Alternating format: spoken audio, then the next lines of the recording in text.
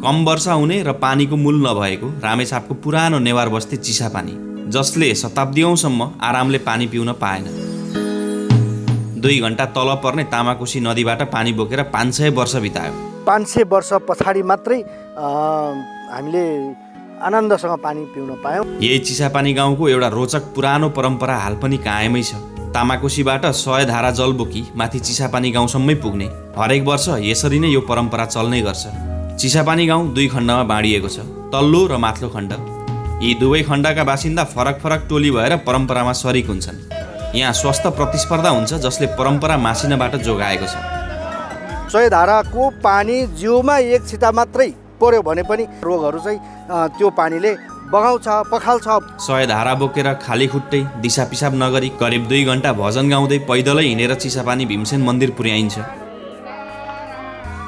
गाह्रो त गाह्रो नै हो, बाटोमा ढुङ्गाहरू आउँथ्यो, काँडाहरू आउँथ्यो, हिँड्न अलिक गाह्रो हुन्थ्यो। चिसापानी गाउँको उचाइमा रहेको चिसापानी गढी नेपाल अङ्ग्रेज युद्धमा गोर्खाली ब्याकअप फौज तयार सञ्चित राखिने ऐतिहासिक स्थल। दुश्मनहरूसँग लड्नको लागि थप फोर्स आवश्यक परेको खण्डमा त्यो फोर्स पठाउनको लागि चाहिँ यहाँ तयार गरेर चाहिँ फोर्सहरू सेनाको एक टुकडी चाहिँ राखेको भन्ने मान्यता पाइन्छ। यहाँ चाहिँ एकदम केही कुरा लुकाउने खाडल जस्तो बङ्कर जस्तो हो। रामेछापको धार्मिक र पर्यटकीय स्थान थानापतिको रमाइलो भ्रमण गर्नेछौँ। पाखामा चाहिँ यो पानी फोके भन्ने झार एउटा प्लान्ट हुन्छ।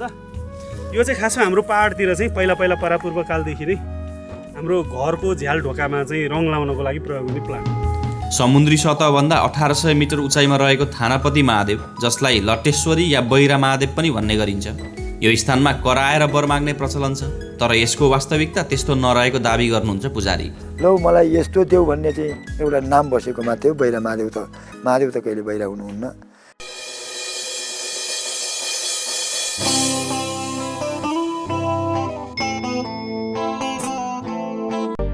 यो हो मन्थली, रामेछाप जिल्लाको सदरमुकाम। बर्दिवास काठमाडौँ जोड्ने बीपी राजमार्ग अन्तर्गतको खुरकोटबाट 15 किलोमिटरको दूरीमा अवस्थित छ यो सहर।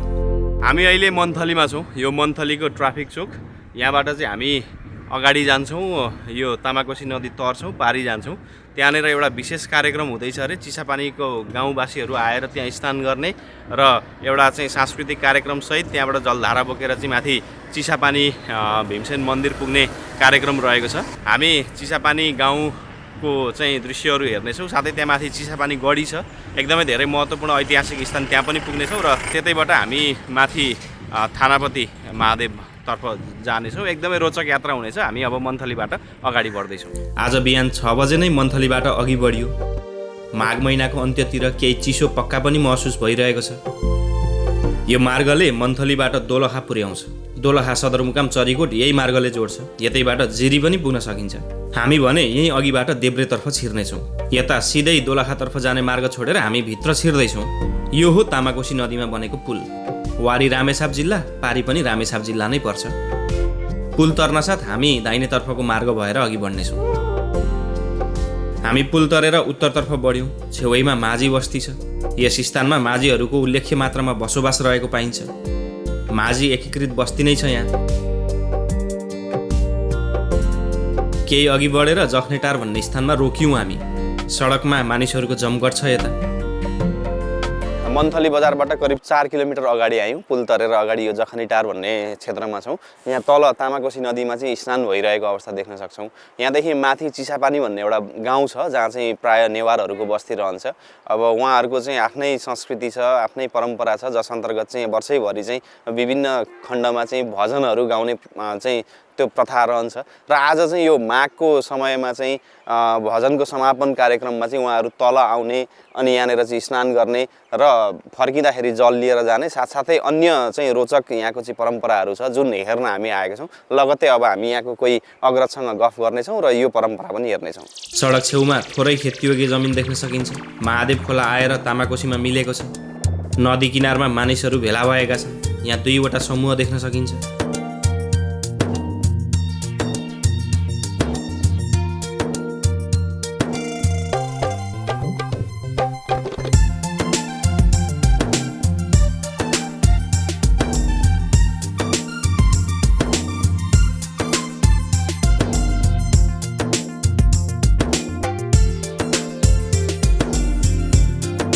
हामी सडकबाट केही तल झर्यौँ तामाकोसी किनारतर्फ।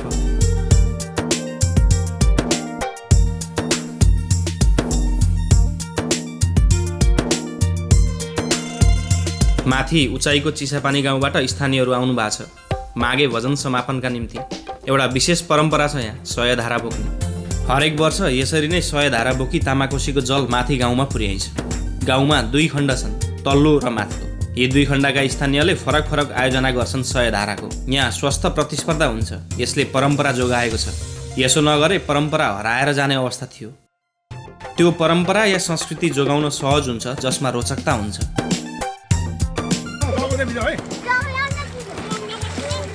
स्थानीय नेवार जातिले सयधारा सिँगार्ने कार्य गर्नुहुँदैछ। निकै आकर्षक सजावट रहन्छ सयधाराको। महिला र पुरुष उत्तिकै सङ्ख्यामा देखिनुहुन्छ। यहाँ पूजाआजा चल्दैछ। यो तल्लो टोल र माथिल्लो टोलको फरक फरक चाहिँ पूजाआजा हुने गर्छ। यो चाहिँ तल्लो टोलको भयो भने माथिल्लो टोलको अर्कोतर्फ हुँदैछ। किन यसो गरियो भन्दाखेरि चाहिँ प्रतिस्पर्धा एकदमै धेरै गरियो भने परम्परा जोगाउन सकिन्छ। प्रतिस्पर्धा फेरि अस्वस्थ प्रकारको होइन। कसले उत्कृष्ट कार्यक्रम गर्छ, कता बढी मानिसको जमघट रहन्छ, कसले सयधारा बढी सिँगार्छ, यस्तो प्रतिस्पर्धाले ऊर्जा भर्छ र सक्रिय भएर यो परम्परामा सरिक रहन्छन् स्थानीय। यो चाहिँ निकै रोचक उपाय लाग्यो मलाई पनि। यसलाई वास्तवमा सहस्र जलधारा भनिन्छ। माघे भजनको समापन र स्वस्थानी व्रत कथाको अन्त्यतिर यस्तो कार्यक्रम रहन्छ। यो नेवारी संस्कृति काठमाडौँ उपत्यकामा पनि चल्ने गर्छ भन्ने जानकारी पाइयो स्थानीयबाट।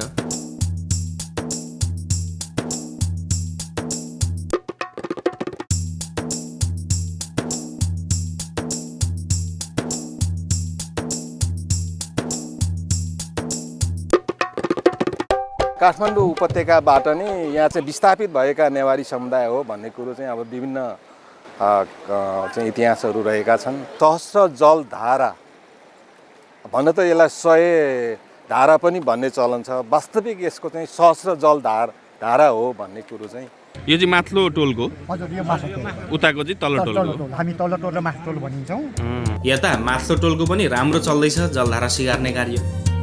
जलधारा बोक्नेहरू नुहाई धुवाई गरेर तयार भइसके। महिला वर्गले नदी किनारमा पूजा सक्नुभयो। जलधारा बोक्नेहरू पहेँलो वेशभूषामा तयार हुँदैछन्। कसैको भने सेतो वस्त्र छ। यिनीहरूले चाहिँ घडा मात्रै बोक्ने होइन कि कसो? तुलसी मात्रै बोक्ने। 4 जना केटाहरू बच्चाहरू अरू 5 जना 9 जना। नुहाइसकेपछि चाहिँ शरीरमा चिल्लो नौनी दलेर अनि यसरी सिँगार्ने काम हुन्छ। अब कहिलेदेखि यो सुरु भयो भन्नुहुन्छ भने त्यो चाहिँ हामीलाई थाहा छैन।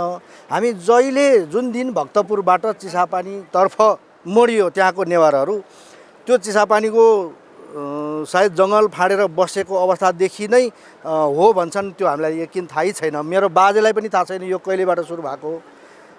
त्यसैले कहिलेदेखि सुरु भएको त्यो चाहिँ भन्न सकिँदैन। तर यो किन सुरु गर्यो भन्ने चाहिँ हाम्रो बाजेहरू जिजु बाजेहरूले भन्नुहुन्थ्यो। यो चाहिँ किन सुरु गरे भने अब त्यति बेला रोग महामारी धेरै आउने, धेरै अब कुनै काहीँ डक्टर हस्पिटल औषधिहरू नभएको अवस्थामा सयधाराको पानी जिउमा 1 छिटा मात्रै पर्यो भने पनि त्यसको वर्षभरिको शरीरमा भएका बाहिरी छालामा भएका रोगहरू चाहिँ त्यो पानीले बगाउँछ, पखाल्छ भन्ने मान्यता छ।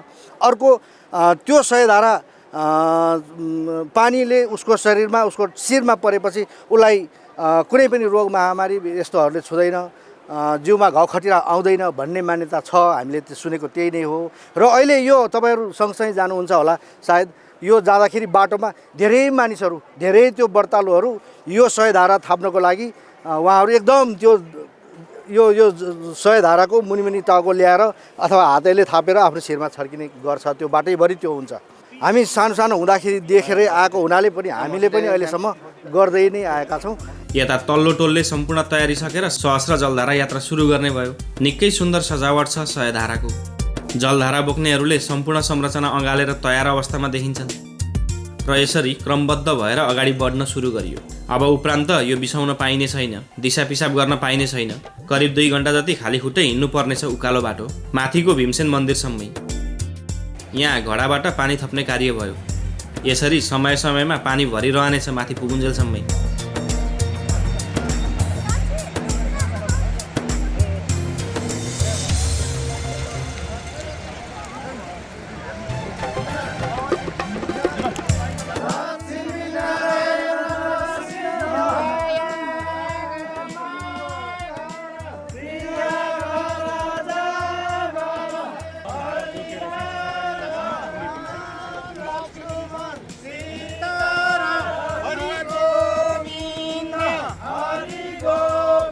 तल्लो टोल अघि बढेको केही समयमै माथिल्लो टोलले पनि जलधारा यात्रा सुरु गर्यो। नजिकै रहेको मन्दिरमा पूजा गरेर फेरि अघि बढ्यो टोली।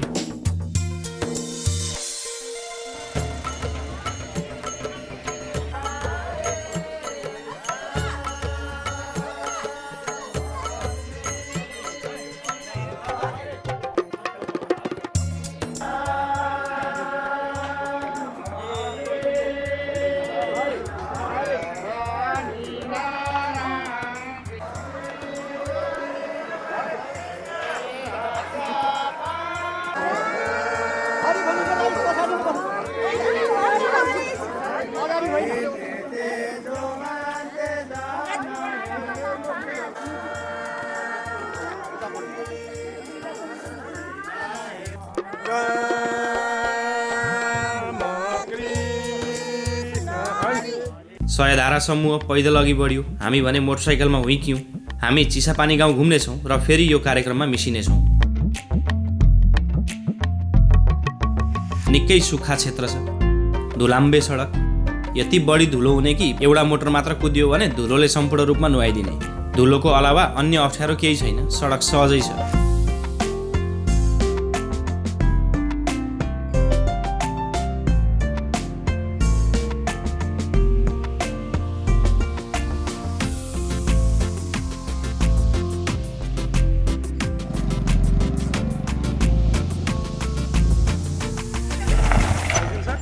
एक बारको जुनीमा धुलो चाहिँ मजाले हामी चिसापानी गाउँ आइपुग्यौँ। यहाँ आउन साथ पुराना प्रकारका घरहरूले आकर्षित गरिहाल्यो। अहिले हामी चिसापानी गाउँमा छौँ। तलबाट मन्थलीबाट करिब आधी घन्टाको हाम्रो बाइक यात्रा पश्चात हामी यहाँ आइपुगेका छौँ। अहिले ठ्याक्कै यहाँ जलधारा लिएर आउने भक्तजनहरू आइपुग्नु भएको छ। मन्दिर चढ्ने क्रममै हुनुहुन्छ उहाँहरू। हामी एकछिन यो गाउँ हेरौँ भन्ने हिसाबले यहाँनिर आएछौँ। पुराना घरहरू देख्न सकिन्छ गाउँमा। चिसापानी गाउँ करिब 500 वर्ष अघिदेखिको अस्तित्व बोकेको स्थान। पहाडको उत्तरी ढलानमा अवस्थित गाउँ, प्राय पुरानै प्रकारका घरहरू साथै नयाँ कङ्क्रिटका घरहरू पनि बनिसकेको अवस्था छ। झुरुप्प परेको बस्ती निकै आकर्षक देखिने।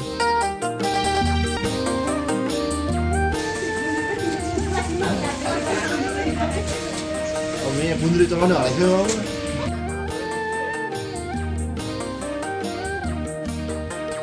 धेरै पुरानो भइसक्यो, कमसेकम 10-12 पुस्ता गइसक्यो। यहाँ धेरै जसो नेवारी बसोबास छ। करिब 10-12 पुस्ता अघिबाट बसोबास गरिएको स्थान काठमाडौँ उपत्यकाबाट आएर बसेको नेवार बस्ती ठुला चुनौतीहरू पन्छाउँदै आफ्नो अस्तित्व जोगाउन सफल गाउँ। यहाँ बसोबास भएको लगभग अहिले 500-550 वर्ष भएको हो कि भन्ने अनुमान गर्न सकिन्छ। मान्छे त पहिला तलै बस्दा रहेछन्, तल तामाकोसी आसपासमै। अनि यो औलो लाग्छ भन्दा रहेछन्, त्यहाँ त्यो औलो लाग्छ भन्ने डरले अनि यसरी माथि सर्दै जङ्गल फाँड्दै बस्दै बस्ती बसालेको रहेछ भन्ने लाग्छ हामीलाई। ठाउँको नाम चिसापानी भए पनि यहाँको सबैभन्दा ठुलो समस्या नै पानीको रहेछ। वृष्टि छाया क्षेत्रमा पर्ने सुक्खा स्थान, पानीको मूल नहुनुले कतिसम्मको सजाय दिने रहेछ गाउँवासीलाई। यो गाउँको कथा सुन्दा स्पष्ट हुन्छ। पानी त यो चिसापानीमा 67-68 सालभन्दा अगाडि चाहिँ हाम्रो लगभग महिला केटाकेटीको बिहान बेलुका दिउँसो कुनै बेलामा पनि घरमा भेटिँदैन थियो। महिलाहरू जति सबै पँध्याराको खोलाको छेउछाउमा उहीँ बास हुन्थ्यो। अब तामाकोसीबाट पनि बोकेर ल्याइयो, यता काभ्रे खोला भन्ने ठाउँबाट पनि ल्याइयो, यो गाईखुरा भन्ने ठाउँबाट पनि पानी बोकेर ल्याइयो। ड्रममा 55 लिटरको ड्रम बोक्थे। लगभग 2.5 घन्टा 3 घन्टासम्म हिँडेर पानी फेरि जाने बित्तिकै पानी पाइँदैन थियो। त्यहाँ पालो कुर्नु पर्थ्यो। राति लालटिन बालेर त्यहीँ बास बस्ने, गुन्द्री त्यहीँ लगेर राख्ने, त्यहीँ सुत्ने, सबै त्यहीँ हुन्थ्यो। खानेपानीको लागि चाहिँ अति दुःख भएको हो। र पछि यो गाउँको सबैजना मिलेर अब कि बस्ती सरौँ कि पानीको विकल्प खोजौँ, के गर्ने, बस्ती सर्ने हो कि पानीको विकल्प खोज्ने हो भन्दाखेरि अनि गाउँलेले अब होइन एकचोटि विकल्प नै खोजौँ। गाउँलेहरू सबै मिलेर त्यो तामाकोसीमा गयौँ, हेऱ्यौँ। अब कसरी लाने त भनेर ठाउँमा संस्थामा गुहार माग्यो। करिब 10 पुस्ताले यस स्थानमा पानीको समस्यासँग जुध्यो। पानी भन्ने चिज छँदा धेरै सजिलो लाग्ने, नहुँदा मात्र यसको अभाव खड्किने। अनेक विकल्प खोजी गरे पश्चात यस स्थानमा करिब 1 दशक अघि पानी आयो तामाकोसीको। तलको नदीबाट लिफ्टिङ प्रविधिद्वारा निकै उचाइमा पानी तान्ने जुक्ति मिल्यो र सफल पनि भयो। करिब 500 वर्षपछि सहज रूपमा पानी पिए स्थानीयले। प्लास्टिकको पाइपमा ल्याएको हो, सबभन्दा पहिला यो डाँडा पर झारेको हो। हामी पानी लिनलाई कति खुसी भएर त्यो डब्बामा डोकोमा बोकेर यहाँदेखि गुटुङटुङ गाउँले मान्छेहरू लाइन लागेर त्यो पहिलोचोटि तामाकोसीमा पानी झर्दाखेरि त्यो पाखामा गएर डब्बामा पानी थापेर डोकोमा बोकेर आयौँ। त्यसपछि हुँदै हुँदै ट्याङ्कीमा झार्यौँ। त्यसपछि गाउँमा बिस्तारै वितरण गर्ने कार्यक्रम भयो। लगभग 500 वर्ष पछाडि मात्रै हामीले आनन्दसँग पानी पिउन पायौँ। न त त्योभन्दा अगाडि चाहिँ हामी पानीको नाममा हामीले हरेक चिज, पोखरीको, आहालको, कुलोको, हरेक हामीले बलेसीको पानी, यही बलेसीको पानी पनि थापेर यसलाई तताएर उमालेर पनि खायौँ। एकपटक चिसापानी गाउँको भूगोल हेरौँ। अग्लो पहाडको उत्तरी ढलानमा बसेको छ गाउँ। यसभन्दा दक्षिणतर्फ अझ अग्ला महाभारत पर्वत श्रृङ्खला छन्, जसले मनसुनी वायु छेक्छ र यता कम वर्षा हुन्छ। यहाँ वरपर अर्को पानीको गतिलो स्रोत छैन। यो गाउँ यतापट्टिको ढलानसम्म मात्र फैलिएर बसेको छ। यहीँबाट अघि भिरालो भूभाग छ र धेरै तलबाट तामाकोसी नदी बगेर गएको देखिन्छ।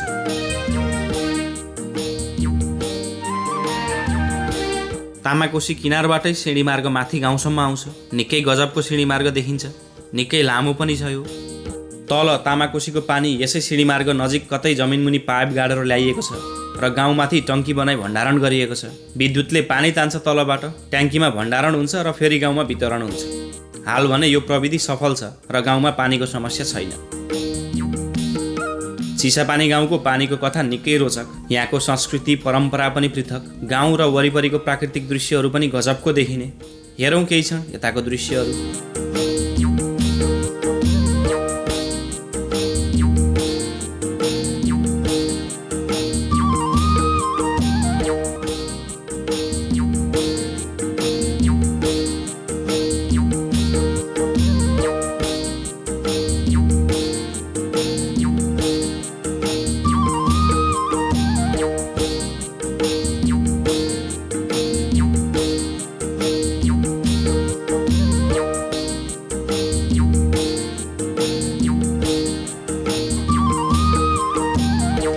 चिसापानी गाउँको शिरमा भीमसेन मन्दिर छ। तलबाट जलधारा बोकेर आउनेहरू अब लगभग गाउँ पुगिसक्नु भएको छ। उहाँहरू यस मन्दिरमा आएर फेरि पूजाआजा गर्ने चलन छ। हामी उहाँहरूसँगै मन्दिर उक्लिनेछौँ।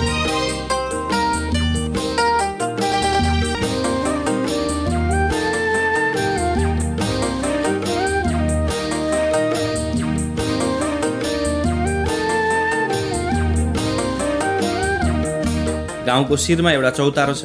चौतारो कटेर भीमसेन मन्दिर पुगिन्छ। हामी भीमसेन मन्दिरतर्फै बढ्यौँ।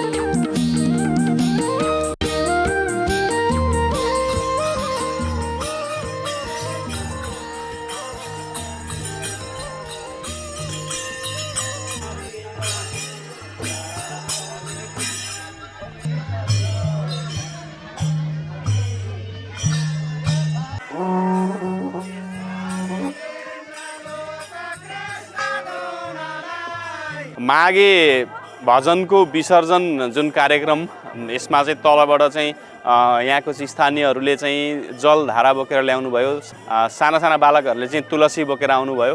माथि हिँडेरै आउनुभयो। यत्रो समयसम्म उहाँहरू खाली खुट्टा दिसा पिसाब नगरिकन, केही नखाइकन, बोकेर बिसाउन पनि नपाउने अवस्थामा उहाँहरूले लिएर यो मन्दिरमा आउनुभयो।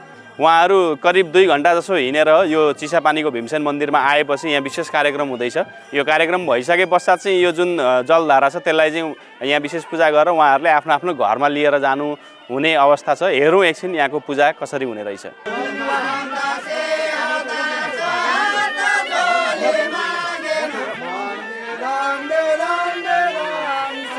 गाह्रो त गाह्रो नै हो। बाटोमा ढुङ्गाहरू आउँथ्यो, काँडाहरू आउँथ्यो, हिँड्न अलिक गाह्रो हुन्थ्यो, उकालो चढ्न गाह्रो हुन्थ्यो। मन्दिर परिक्रमा विशेष पूजा गरे पश्चात जलधारा बोकेर फेरि गाउँमै पुर्याइँदो रहेछ। हामीले चिसापानी गाउँ घुम्यौँ, यहाँको माथिको भीमसेन मन्दिर हेऱ्यौँ, त्यहाँको एउटा अनौठो परम्परा पनि निहाल्यौँ। अब हामी यहाँबाट चाहिँ माथि चिसापानी गढीतर्फ जाँदैछौँ। त्यहाँ एउटा पुरानो गढी छ, किल्ला जस्तो स्थान छ, केही सिँढी उक्लिनुपर्ने अवस्था छ। त्यहाँ पुगेर हामी त्यहाँको वास्तविकता, त्यहाँको इतिहास पनि बुझ्ने प्रयास गर्नेछौँ। सडक उक्कालो गरी गएको छ, धुलो यता पनि उस्तै। हामी चिसापानी गढी पुग्नेछौँ र यतैबाट अझ टाढाको धेरै सुन्दर स्थान थानापति पनि पुग्नेछौँ। अब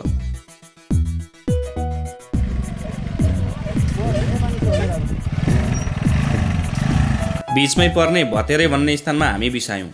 यो स्थान पनि चिसापानी गढीसँग सम्बन्धित स्थान रहेछ। यसको विशेषता बुझेरै अघि बढ्यौँ। हामी अहिले जुन ठाउँमा बसिरहेका छौँ यो ठाउँलाई चाहिँ भतेरे भन्ने चाहिँ प्रचलन छ। नेपाल र अङ्ग्रेज बिचको जब युद्ध सुरु भयो गढीमा चाहिँ एक सेनाको फौज टुकडी चाहिँ स्थापना गरिएको थियो भन्ने मान्यता पाइन्छ र त्यो कुराहरू हामी त्यहाँ गएर गढीमा पनि हामी हेर्नेछौँ। र त्यहाँ चाहिँ दुश्मनहरूलाई समातिएको दुश्मनहरूलाई चाहिँ ल्याएर चाहिँ यहाँ चाहिँ कैद गरेर राख्ने, उनीहरूलाई चाहिँ मार्ने, सजाय दिने काम समेत गरेको भन्ने पाइन्छ। र त्यही क्रममा चाहिँ सेनाहरूले चाहिँ यो चौरमा आएर चाहिँ उनीहरू चाहिँ खाना खान्थे अरे र यहाँ आएर उनीहरूले खाना खाँदाखेरि चाहिँ स्थानीय चाहिँ यो ठाउँलाई चाहिँ सेनाले भतेर खाए भन्दा चाहिँ यो ठाउँको नाम चाहिँ भतेरे रहन गएको किंवदन्ती पाइन्छ।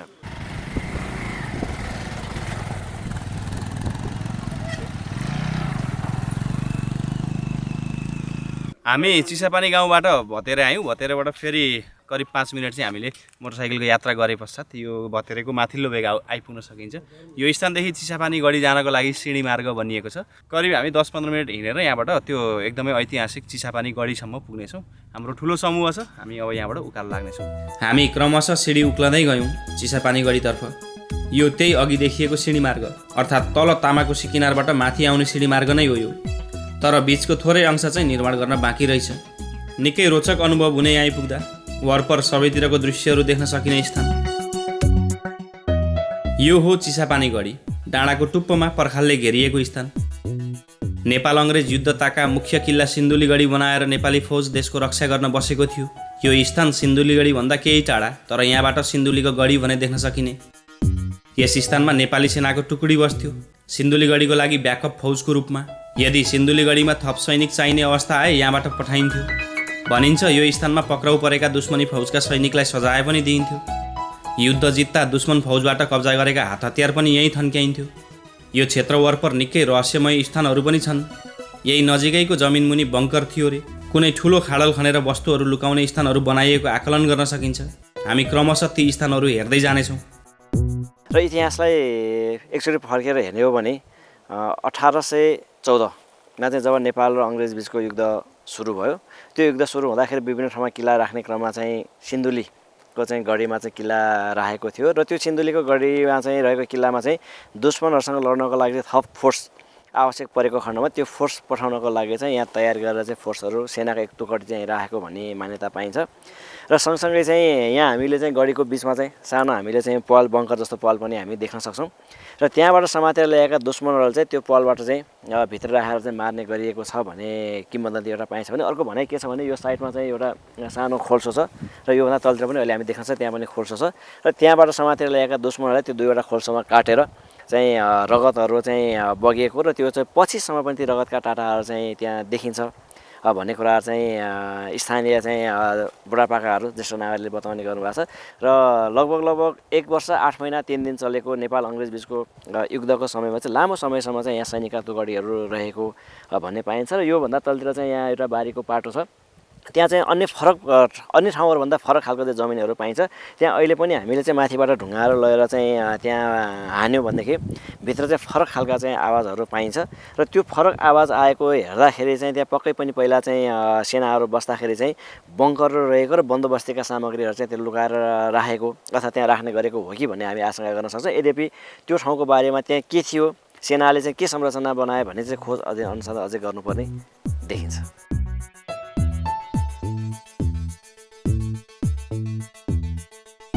नेपाली सेनाहरूले दुश्मनलाई भनौँ समातेर ल्याएर चाहिँ यो ठाउँमा चाहिँ काट्ने गरेको भन्ने चाहिँ मान्यता पाइन्छ। हाम्रो इतिहासलाई जीवन्त राखिरहेको चिसापानी गढी पुरानो युद्ध नीतिको उदाहरण हो।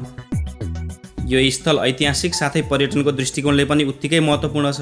यहाँबाट वरपर चारैतिरको 360 डिग्रीको दृश्यावलोकन गर्न सकिन्छ। दक्षिणतर्फका महाभारत पर्वत श्रृङ्खला, यहाँबाट सिन्धुलीगढी पनि देख्न सकिन्छ। पूर्वतर्फ तामाकोसीका फाँटहरू र मन्थली बजारहरू निहाल्न सकिन्छ।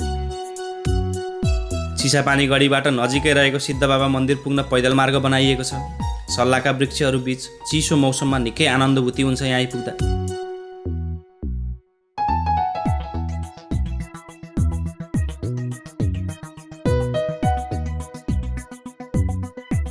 गढीकै तल्लोतर्फ विशेष प्रकारका ढुङ्गाहरू भेटिन्छन्। यी ढुङ्गाहरू तामाकोसीबाट ल्याइएको मानिन्छ। यहाँ वरपर अन्त यस्तो ढुङ्गा पाइँदैन, तर यो कसले ल्यायो र किन ल्यायो थाहा छैन। परापूर्व कालदेखि कहिलेदेखि नै पूजाआजा गर्न थाल्यो धुपी कसले रोपेको भनेको खासै इतिहासहरू पनि पाइँदैन किंवदन्ती पनि कतै सुन्न पाइँदैन। तपाईँले देख्दा धुपी यत्रै थिए? मैले हेर्दाखेरि यत्रै थियो, अहिले पनि यत्रै छ। सरको हजुरबाले हेर्दा पनि यत्रै थियो। अब हजुरबासम्म चाहिँ अब थाहा भएन हजुरबाले देख्दा मैले देख्दाखेरि यस्तै थियो। यस्तै थियो। यो धुप्पी चाहिँ कहिले नभन्ने भन्ने नै कुरा आयो। 100औं वर्ष अगाडिदेखि स्थानीयको भनाइअनुसार चाहिँ यसमा चाहिँ फरक खालको आवाज आउँछ। हो थर्क्यो पुरै गुम्म सबै थर्क्यो। खुट्टाले ट्राई गरौँ है सर? खुट्टा थिचेर ट्राई गरौँ है? भ्यासै जाला नि। सामग्री राखेको अनुमान गर्न सकिन्छ यहाँ चाहिँ एकदम केही कुरा लुकाउने खाडल जस्तो बङ्कर जस्तो थियो। हो हो अर्कै आवाज आयो। धुम धुम गर्छ। धुम धुम गरेर भित्र मतलब खाली छ भन्ने हो। हो हो हो हामी चिसापानी गढीबाट निस्किएर अझ अघि बढ्यौँ। अबको हाम्रो गन्तव्य अति सुन्दर, रहस्यमय र धार्मिक स्थल थानापतिको। बीचमा पर्ने ससाना गाउँहरू छिचोल्दै अघि बढ्दैछौँ हामी।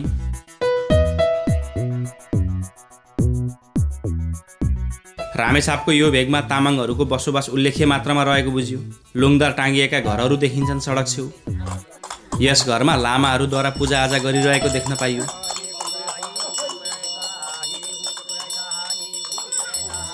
सडक छेउमै यस्तो घरहरूको रोचक दृश्य देख्न पाइन्छ। निकै रमाइलो स्थान र ग्रामीण परिवेश। हामी पुग्नुपर्ने थानापतिको चुचुरो त्यहाँ छ। हामी तलै छौँ। हामी पुग्न केही क्षण हिँड्नुपर्ने पनि रहेछ।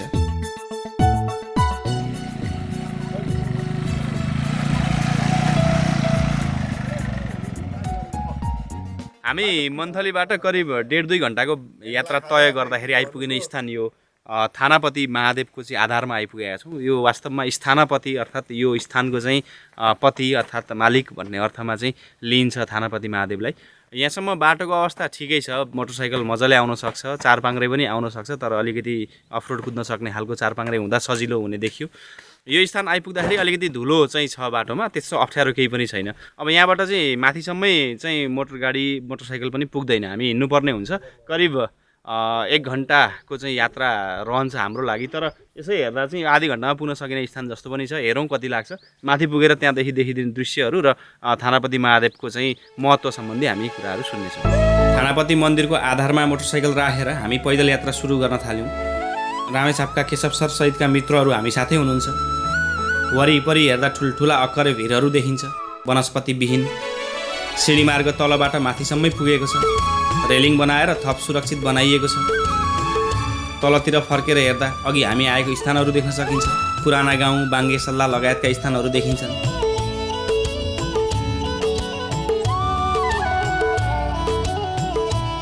यो चाहिँ हामी थानापति महादेवको मन्दिर चढ्ने उकालोमा अहिले जाँदैछौँ। यो पाखामा चाहिँ यो पानी फोके भन्ने झार एउटा प्लान्ट हुन्छ। यो चाहिँ खासमा हाम्रो पाहाडतिर चाहिँ पहिला परापूर्व कालदेखि नै हाम्रो घरको झ्याल ढोकामा चाहिँ रङ लाउनको लागि प्रयोग हुने प्लान्ट हो। यसको पात फुलहरू लगेर पानीमा उमाल्ने, धेरै बेर पकाइसकेपछि त्यहाँबाट एउटा लेदो निस्किन्छ, कालो ठ्याक्कै त्यो मोबिल जस्तो लेदो निस्किन्छ, चिप्लो खालको हुन्छ। अनि त्यसलाई चाहिँ कपडाको सहायताले काठमा, विशेष गरी थाममा अनि झ्याल र ढोकामा चाहिँ यो लगाउने चलन थियो। घाम चरक्क लागेको बेलामा चाहिँ त्यो हल्का हल्का पग्लेर अलिअलि थोपा पनि चुइने अनि कालो हातमा लाग्ने हुन्थ्यो भने प्राय पाहाडमा चाहिँ धेरै गर्मी नहुने भए हुनाले एकदमै चाहिँ स्टेबल। यो लगाइसकेपछि चाहिँ 100% ग्यारेन्टेड काठ चाहिँ तपाईँको 100औं वर्ष टिक्ने, किराले नखाने, धमिरा नलाग्ने कारणले गर्दा यो चाहिँ अब अहिले चाहिँ सम्पूर्ण रूपमा बन्द नै भयो, यो प्रयोगै गरिन्छ। सुस्त चालमा हामी सिँढी उक्लिनै रह्यौँ। निरन्तर उकालोले स्यास्या बनाउँछ। सिँढीमै थुचुक्क बसेर थकाइ मार्छौँ एकैछिन। घाम पानी छल्ने टहराहरू बनिएका छन् बिचमा। खानेपानीको धारा छ, तर पानी चाहिँ छैन त्यसमा। डरलाग्दो भिर छ। रेलिङले निकै सुरक्षित बनाएको पक्का छ।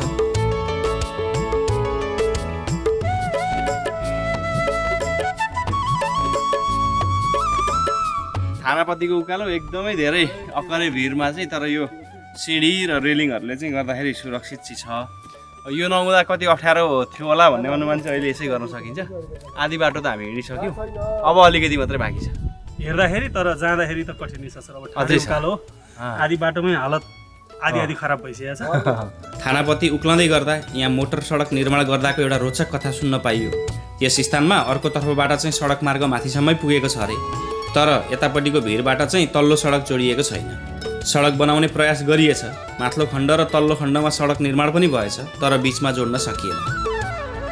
सडक बनाउने क्रममा मेसिनहरू बिग्रने र काम गर्न अन्य अवरोधहरू पनि आए रे। सडक खन्ने मेसिन अपरेटरको अथक प्रयासमा पनि यताबाट बाटो जोड्न सकिएनछ। यहाँ कुनै अदृश्य शक्तिले सडक बनाउन नदिएको भन्ने मान्यता पनि रहेछ। यसै हेर्दा चाहिँ यो अक्करे भिरमा मोटर सडक बनाउन त्यति सहज पनि देखिँदैन। हामी तल प्रवेशद्वार र यो सिँढी मार्ग सुरु भएको स्थानबाट करिब आधी घन्टा हिँड्यौँ। अलि बिस्तारै बिस्तारै हिँड्दा पनि करिब आधी घन्टामा चाहिँ आउन सकिने स्थान रहेछ। यहाँ माथि डाँडाको टुप्पामा करिब 1800 मिटर उचाइमा थानापति मन्दिर छ महादेवको। यहाँ अचम्मको भूगोल छ। चारैतिर यो पहराहरू अग्ला अग्ला चाहिँ डाँडाहरूको बिचमा फेरि एउटा यस्तो नमस्ते यस्तो परेको स्थानमा चाहिँ थानापति मन्दिर अवस्थित छ। हेरौँ यहाँको दृश्य कस्तो देखिन्छ। समुद्री सतहभन्दा करिब 1800 मिटर उचाइमा अक्करे वनस्पतिविहीन चुचुरेहरूको पहेँलपुर दृश्य एउटा फरक ठाउँमा आएको अनुभूति दिलाउने। यहाँको भौगोलिकता नै विशेष प्रकारको लाग्ने। यही डाँडाको चुचुरोमा थानापति मन्दिर अवस्थित छ। यसलाई लटेश्वरी महादेव या बैरा महादेवको मन्दिर पनि भन्ने गरिन्छ। यहाँको विशेषता कराएर वर माग्ने अर्थात् ठुलो स्वरमा चिच्चाएर वर मागे मात्र पुग्ने विश्वास छ। यहाँ आएर कुनै एउटा कुरा मात्र माग्नुपर्छ भन्ने जनविश्वास छ। कुनै निश्चित एउटा कुरा चिच्याएर मागे पुरा हुने मान्यता रहिआएको छ। महादेव आउनु भएछ अरे लौरो टेकेर, सतीवीरको लौरो टेकेर आएर भाले बाँच्ने बेलामा महादेवको भाले बाँचे अरे। भाले बाँसिसकेपछि त्यो सतीवीरको लौरो त्यहाँ फालेर भगवान् यहाँ बस्नुभएछ अरे। यो पल्लो एरियाको गाई आएर दुध झरी बस्ने भयो अरे। त्यहाँबाट भगवान्ले भन्नुभएछ अरे म सन्तान माग्नेलाई सन्तान दिन्छु, एक चिज माग्नेलाई म पुरा गराउँछु भन्नुभएछ अरे भगवान्ले। त्यहाँदेखिको अन्त हामीले थापादेखिको एक चिज पुरा पनि भइराखेको छ हजुर, पुरा भइराखेको छ। अहिले भक्तजन बढिराखेका छन्। मैले मागेको चिज पुरा भयो भनेर यहाँ आएर दर्शन गर्नलाई आइराख्नु भएको छ। सिन्धुली उहाँ तराईतिरका काठमाडौँ दुनियाँ एरिया यो अधिराज्यकै मान्छे 2 दिनको 3 दिनको बाटो नै आएर यहाँ उहाँहरूले मेरो मागेको कुरा पुरा भयो भनेर चाहिँ आएर दर्शन गरेर उहाँहरूले पूजापाठ गरेर जानुहुन्छ। यस स्थानमा बैरा महादेवको बास रहेको लोकोक्ति रहेको छ। महादेवले कम सुन्ने भएकाले कराएर वर माग्नुपर्ने विश्वास छ। तर वास्तवमा त्यस्तो नहुने मत राख्नुहुन्छ मन्दिरका पुजारी। एउटा कुरो चाहिँ के रहेछ भने महादेव त कहिले बैरा हुनुहुन्न। पहिला अब दाम्लो लिएर भुइँसी डोर्याउने, गाई डोर्याउने, मलाई गाई देऊ भन्ने, भुइँसी देऊ भन्ने चलन थियो। त्यहाँबाट त्यो चलन हुँदाहुँदै एउटा किनभने भगवान्ले नदेखेको नजानेको काहीँ केही हुँदैन। महादेवको नाम चाहिँ लटेश्वरी नै हुन्। पहिलेको अब जमानामा चाहिँ लौ मलाई यस्तो देऊ भन्ने चाहिँ एउटा नाम बसेको मात्रै हो बैरा महादेव त कहिले बैरा हुनुहुन्न। तर किनभने वर माग्दाखेरि चाहिँ मलाई यो चिज पुरा गराइदिनुहोस् प्रभु, म अर्को साल आउँदा पुरा भएपछि घन्टा त्रिशूल नरिवलको जट्टा ल्याएर तिमीलाई चढाउँछु भनिसकेपछि त्यो पुरा भएर मान्छेले ल्याएर पुरा ज्यादा चाहिँ पुरा हुने मान्छे चाहिँ आएर त्यो भाकल फकाउन आइराखेको हुन्छ। यो स्थानको जति ठुलो धार्मिक महत्त्व छ त्यति नै धेरै पर्यटनको सम्भावना पनि छ। एउटा फरक भूगोल, चिसो मौसम र यहाँ वरपर देखिने दृश्यहरूले सबैलाई सम्मोहित बनाउन सक्छ। हाल यहाँ स्थानीय क्षेत्र र नजिकका जिल्लाहरूबाट धेरै भक्तजनहरू दर्शन गर्न आउने गर्छन्। यहाँ विशेष गरी मानिसहरू सन्तान प्राप्तिका लागि र थारो गाईबस्तु ब्याओस् भनी वर माग्ने प्रचलन छ। यहाँ वस्तुको दाम्लो चढाइन्छ र त्यही दाम्लोले नजिकैको ढुङ्गा डोर्याएर घरसम्मै लगिन्छ। यसो गर्दा वस्तुभाउ फस्टाउने विश्वास छ। हामी चाहिँ यति बेला रामेछाप जिल्लाकै र विशेषतः मन्थली नगरपालिकाको एकदमै महत्त्वपूर्ण धार्मिक पर्यटकीय स्थलमा छौँ। थानापति महादेव, बैरा महादेव पनि भनेर चिनिन्छ यो ठाउँलाई। र यो चाहिँ एक खालको धार्मिक शक्तिपीठ, हिन्दूहरूको आराध्य देव महादेवको मन्दिर पनि हो। हरेक वर्ष रामेछाप जिल्लाभित्रको मात्रै नभएर ओखलढुङ्गा, सिन्धुली र दोलखा जिल्लाका पनि सयौँ पर्यटकहरूले चाहिँ यो केन्द्रमा आएर आफ्नो आध्यात्मिक लाभ लिने गरेको हामीले पाएको छौँ। र मन्थली नगरपालिकाले पनि यो स्थानपति महादेव मन्दिरलाई चाहिँ धार्मिक पर्यटकीय क्षेत्रको हिसाबले सम्भवतः पहिलो प्राथमिकतामा राखेर विभिन्न पूर्वाधारहरू निर्माण गर्ने काम गरेको छ। यसमा चाहिँ तीजको बेलामा र विशेष गरी महाशिवरात्रिमा चाहिँ अत्यन्तै धेरै ठुलो मेला लाग्ने र 10औँ गाउँबाट चाहिँ पर्यटकहरू यहाँ आउने चाहिँ गरेको हामीले पाएका छौँ। हामी यहीँको स्थानीय जिल्लावासी भएको नाताले हामी पनि बेला बखतमा चाहिँ यो मन्दिर पर्यटकीय हिसाबले मात्रै नभएर धार्मिक हिसाबले पनि आउने र यो चाहिँ पहाडको टाकुरामा भएको हुनाले वरिपरिको दृश्यावलोकन गर्नको लागि पनि अत्यन्तै महत्त्वपूर्ण ठाउँ छ। सिँढी बनेको छ, अघि हामीले यात्रा पनि गऱ्यौँ यही बाटोबाट टिमसँगै रहेर।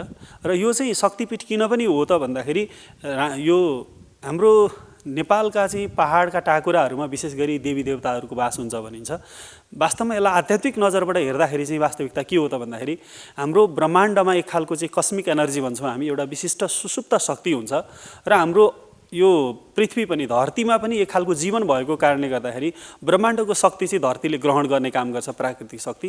र पहाडका टाकुराहरूमा मुख्यतः चाहिँ यिनीहरूले चाहिँ एक खालको रिसेप्टर, यो सेन्सको रिसेप्टरको काम गर्ने कारणले गर्दाखेरि विशेष गरी सिद्ध पुरुषहरू, आध्यात्मिक व्यक्तित्वहरू अर्थात् सन्यास धारण गरेका व्यक्तिहरू, योगीहरू चाहिँ यस्ता ठाउँहरूमा आइपुग्दाखेरि एक खालको चाहिँ आध्यात्मिक शक्ति महसुस गर्ने ठाउँ भएको कारणले गर्दा यहाँ पनि विभिन्न बेला बखतमा चाहिँ तपस्वीहरू आएर तपस्या गर्ने, ध्यान गर्ने, योगीहरूको भ्रमण हुने एउटा पर्यटकीय महत्त्वपूर्ण स्थान हो।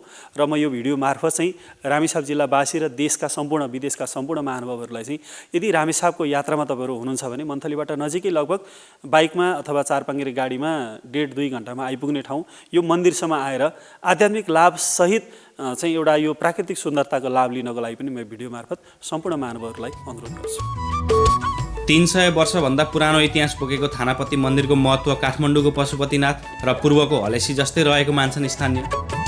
भैरा महादेवको नामले परिचित यस महादेव मन्दिरलाई बुढा महादेव पनि भनिन्छ। सदरमुकाम मन्थलीबाट मात्र 15 किलोमिटर दूरीमा रहेको यो स्थान करिब 1.5 घन्टाको मोटर यात्रामा पुग्न सकिन्छ। एकातर्फबाट सिँढी मार्ग छ भने अर्कोतर्फबाट मोटर सडक नै माथिसम्म आएको देख्न सकिन्छ। मन्दिर छेउमै चिया खाजा खाने सानो होटल सञ्चालित छ। यस स्थानमा खानेपानीको धाराको सुविधा उपलब्ध छ। वास्तवमै फरक भूबनोट र निकै रोचक दृश्यहरू देखिन्छन् वरपर। हेरौँ एकछिन।